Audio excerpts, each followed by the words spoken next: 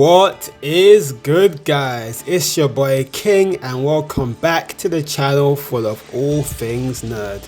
Continuing on the hype train around the news that we're going to be getting a new Budokai Tenkaichi game, I thought I'd just bring out a little video around the effects it will have on Dragonball FighterZ. Now, when I heard the news that we're going to be getting a new Tenkaichi game, obviously I was shocked, I was excited. You know, it's been 16 years since we got Budokai Tenkaichi 3.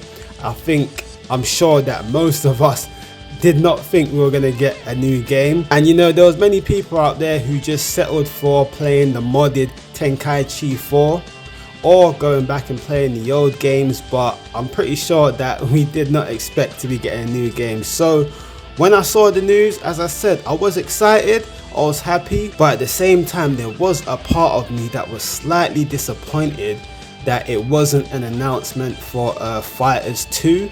After all, I actually think that FighterZ might be my favorite Dragon Ball game of all time.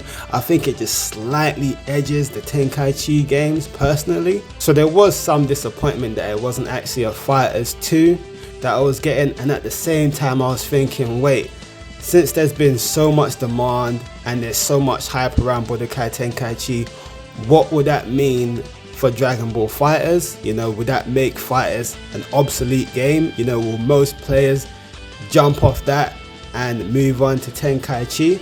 I mean, I know they are two completely different games. You know, Budokai Tenkaichi is a 3D arena fighting game and Dragon Ball FighterZ is, you know, a 2D more like ultra competitive fighting game. So I don't know, maybe there will still be an interest in playing both, although I'm sure most people will lead towards Tenkaichi since it will be the new game, it's so anticipated. But I'd like to think that there will still be some life left in Dragon Ball FighterZ. You know, I hope there will still be tournaments, there will still be YouTubers covering the game. I mean, after all, there's been so many YouTubers that have dropped Dragon Ball FighterZ already. I mean, it is somewhat of an old game. You know, it came out in 2018, I believe, so it's about 5 years old.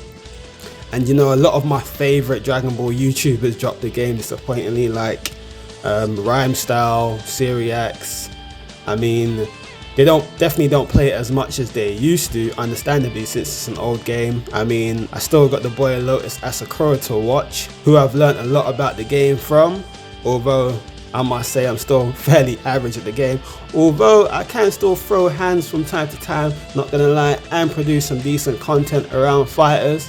So yeah, there has been a lot of people that have kind of dropped FighterZ already, so just thinking about what further effect that'll have when Tenkaichi comes out was just kind of worrying to me. And you know, the thing is, I'm not actually one of those people that jumped on FighterZ early when the game first came out. You know, I only started playing FighterZ in like 2021. It was around the time I first started up my YouTube channel, which was April 2021, and that was the whole purpose of my YouTube channel. You know, I wanted to do gameplay of Dragon Ball FighterZ, and the majority of my content is around Dragon Ball FighterZ. And since I've only been playing the game for like close to 2 years now, the game's like, it's still pretty fresh to me, you know, like I can still play it for a couple more years. You know, I still have that excitement around playing the game, so it's definitely not dead to me. So yeah, like I was saying, I was worried that FighterZ might become obsolete with Budokai Tenkaichi coming out, but who knows, I may just be worrying for nothing, and when it comes out there will be an interest in both games. There'll still be a deep interest in FighterZ, but obviously when Tenkaichi comes out, I'm going to be covering that on the channel for sure, and I'm sure that I'll be playing it more than FighterZ, but I don't want FighterZ just to fade away. You know, like people are talking about it potentially being the case for Xenoverse. I still want there to be life left in FighterZ. I still want to see more tournaments. I still want to see other YouTubers covering the game, as it's still relatively fresh to me, you know, and it probably goes down not only as my favorite Dragon Ball game of all time, but one of my favorite games in general of all time, you know. But let me know what you guys think in the comment section below, because a lot of you guys that watch me came to my channel for the Dragon Ball FighterZ content, so let me know what your thoughts are. Do you think you guys will just drop the game when it comes out, or do you think there will still be an interest in fighters when Tenkaichi comes out? But yeah, let me know in the comment section below, and I'll catch you guys soon.